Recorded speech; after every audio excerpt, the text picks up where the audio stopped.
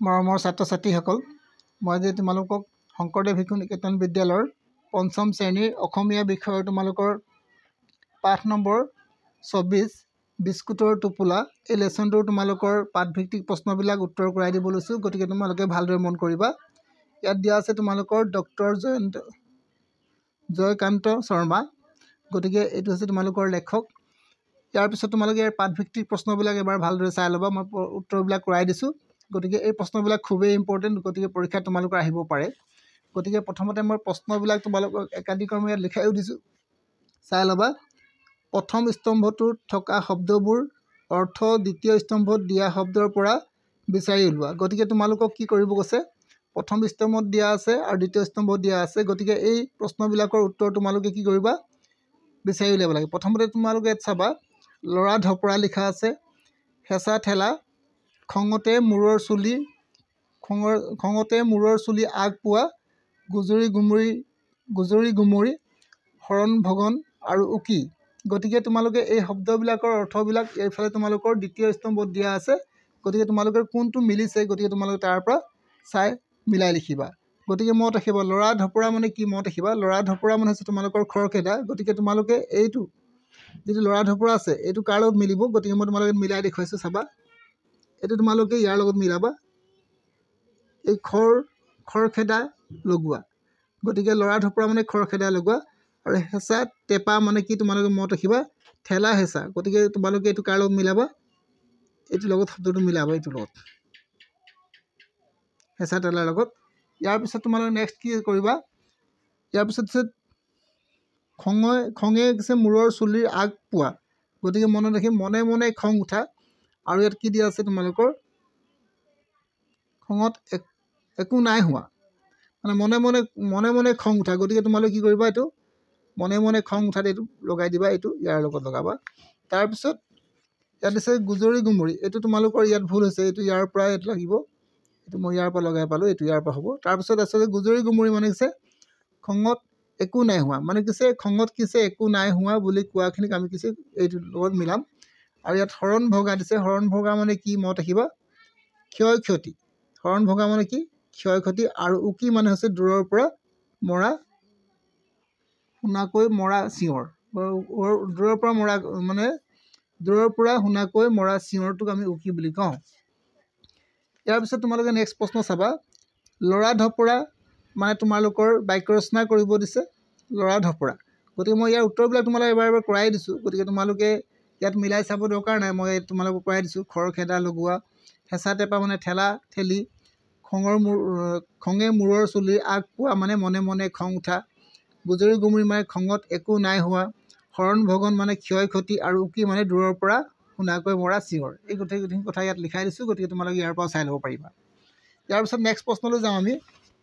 Next প্ৰশ্ন তোমালোকৰ কি দিয়া আছে, বাক্য ৰচনা কৰা। ইয়াত দিছে গুজৰি গুমৰি মানে আৰু গুম গুমাই, চোৱা চিতা, অহা যোৱা, হেঁচা টেপা, ল'ৰা ধপৰা। গতিকে তোমালোকে গুজৰি গুমৰিৰ পৰা তোমালোকে বাক্য ৰচনা কিদৰে কৰিব পাৰিবা, ইয়াত প্ৰথমতে লিখিবা, তোমালোকে উত্তৰ লিখোঁতে গুজৰি গুমৰি লিখি ল'বা। তাৰপিছত তোমালোকে লিখিবা, বাঘৰ পোৱালিটো গুজৰি গুমৰি আছে। এইদৰে তোমালোকে লিখিব পাৰিবা। এইটো হৈছে বাক্য ৰচনা কৰা। গুম গুমাই মানে কিছু বহাগ বিহুত ঢোল পেঁপাই গুম গুমাই থাকে। গতিকে তোমালোকে এই বাক্যটো লিখিব পাৰিবা।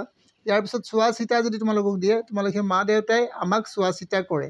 গতিকে এই কথাষাৰ লিখিব পাৰিবা। ইয়াৰ পিছত তোমালোকে চাবা, অহা যোৱা, আমি ৰাস্তাৰে অহা যোৱা কৰোঁ।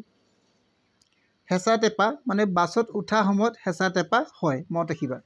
ইয়াৰ পিছত ল'ৰা ধপৰা, আমি স্কুললৈ যোৱাৰ সময়ত ল'ৰা ধপৰা হয়, মানে আমাৰ স্কুললৈ যোৱাৰ সময়ত আমাৰ খৰখেদা হয়। সেই কথাষাৰ তোমালোকক বুজাব চেষ্টা কৰিছে। ইয়াৰ পিছত তোমালোকে চমুকৈ উত্তৰ দিয়া। এই উত্তৰবিলাক তোমালোকে লিখি যাবা। কি কি দিছে চাই লোৱা। পেচেঞ্জাৰ আৰু এক্সপ্ৰেছ ৰেলগাড়ীৰ মাজৰ পাৰ্থক্য কি? গতিকে মই প্ৰশ্নটো ইয়াত কৰি দিছোঁ। গতিকে তোমালোকে উত্তৰটো নেক্সট পেজত লিখাই দিছোঁ। গতিকে চাই ল'বা এবাৰ।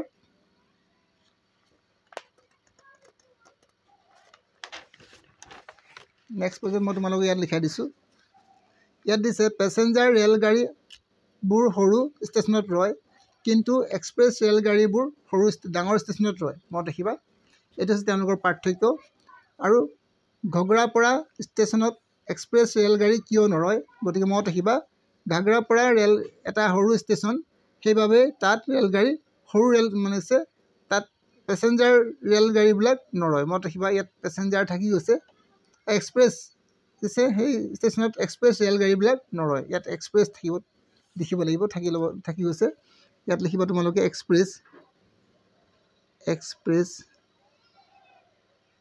এক্সপ্ৰেছ ৰেলগাড়ী নৰয় ইয়াৰ পিছত লিখিবা কণিকা কাৰ্যালয়লৈ কিহেৰে অহা যোৱা কৰে গতিকে তোমালোকে জানা তোমালোকে প্ৰশ্ন যেতিয়া কিতাপখন পঢ়িছা কণিকাৰ কাৰ্যালয়লৈ পেচেঞ্জাৰ ৰেলগাড়ীৰে অহা যোৱা কৰে কণিকাৰ ঘৰত কোন কোন আছে কণিকাৰ ঘৰত তেওঁৰ মাক আৰু ভায়েক আছে মনত ৰাখিবা কণিকাৰ হাতৰ মোনাটোত কি কি বস্তু আছিল কণিকাৰ হাতৰ মোনাটোত বিস্কুটৰ টোপোলা আছিল মনত ৰাখিবা বিস্কুটৰ টোপোলা আছিল তাৰপিছত নেক্সট প্ৰশ্নলৈ যাওঁ আমি শৰাইঘাট দলং ক'ত আছে গতিকে তোমালোকৰ এই প্ৰশ্নটো প্ৰায় পৰীক্ষাত আহি থাকে গতিকে মনত ৰাখিবা শৰাইঘাট দলং গুৱাহাটীত আছে কণিকাৰ ওচৰত বহি থকা ভদ্ৰলোকজন বিষয়ে তুমি 3টা বাক্য লিখা এইটো পৰীক্ষাত প্ৰায় আহি থাকে গতিকে তোমালোকে লিখিবা তেওঁৰ দাড়ি চুলি পকা আছিল তেওঁ এজন দুখীয়া মানুহ আছিল তেওঁ এজন দয়ালু লোক আছিল গতিকে তোমালোকে 3টা বাক্য এইখিনি লিখিব পাৰিবা ইয়াৰ পিছত তোমালোকে নেক্সট প্ৰশ্নটো চোৱা কণিকাৰ ভদ্ৰলোকজনৰ ওচৰত ক্ষমা খুজিবলৈ মন গ'ল কিয় তেওঁ কিয় ক্ষমা বিচাৰিবলৈ মন গ'ল ইয়াত লিখিবা তোমালোকে কণিকাই শেষত গম পালে ভদ্ৰলোকজনে তাৰ বিস্কুটৰ টোপোলাটো ক্ষতি কৰা নাই তেওঁ নিজৰ টোপোলাটোৰ পৰাহে বিস্কুট খাইছে আৰু ভদ্ৰলোকজনে অন্তিম বিস্কুটখনৰো এডোখৰ কণিকাৰ বাবে থৈ গৈছিল সেই কথা গম পাই কণিকাৰ ভদ্ৰলোকজনৰ ওচৰত ক্ষমা খুজিবলৈ মন গ'ল তোমালোকে এই কথাষাৰ লিখিবা অলপ দীঘলীয়া হৈছে কিন্তু তোমালোকে মনত ৰাখিব পাৰিবা এবাৰ লিখি ল'বা পৰীক্ষাত প্ৰশ্ন উত্তৰবিলাক লিখি মুখস্থ কৰিবা তোমালোকৰ সহজ হ'ব ইয়াৰ পিছত নেক্সট আৰু কি আছে আমি চাওঁ ইয়াৰ পিছত তোমালোকক আৰু কি প্ৰশ্ন দিছে কণিকাই নিতৌ ঘাগৰাপাৰাৰ পৰা মালিগাঁৱলৈ ৰেলেৰে অহা যোৱা কৰে কিয় কি কাৰণে তেওঁ ৰেলেৰে অহা যোৱা কৰে ইয়াত তোমালোকে লিখিবা মাক আৰু ভায়েকক চোৱা চিতা কৰিব লাগে সেইবাবে কণিকাই নিতৌ ঘাগৰাপাৰাৰ পৰা মালিগাঁৱলৈ ৰেলেৰে অহা যোৱা কৰে গতিকে তোমালোকে এইখিনি কথা লিখিবা এইখিনি আছিল তোমালোকৰ পাঠভিত্তিক প্ৰশ্ন আৰু ইয়াত তোমালোকৰ প্ৰশ্ন নাই গতিকে ইয়াৰ পিছত তোমালোকক মই আৰু কিছুমান লেছনৰ প্ৰশ্ন উত্তৰো কৰাই দিম গতিকে যদি তোমালোকে মোৰ ভিডিঅ'বোৰ চাই উপকৃত হ'ব পাৰিছা তেনেহ'লে চেনেলটো এবাৰ লাইক কৰিবা আৰু ছাবস্ক্ৰাইব কৰিবা আৰু শ্বেয়াৰ কৰিবা আজিলৈ মই তোমালোকক ইমানতে সামৰণি মাৰিছোঁ নেক্সট ভিডিঅ'ত আকৌ লগ পাম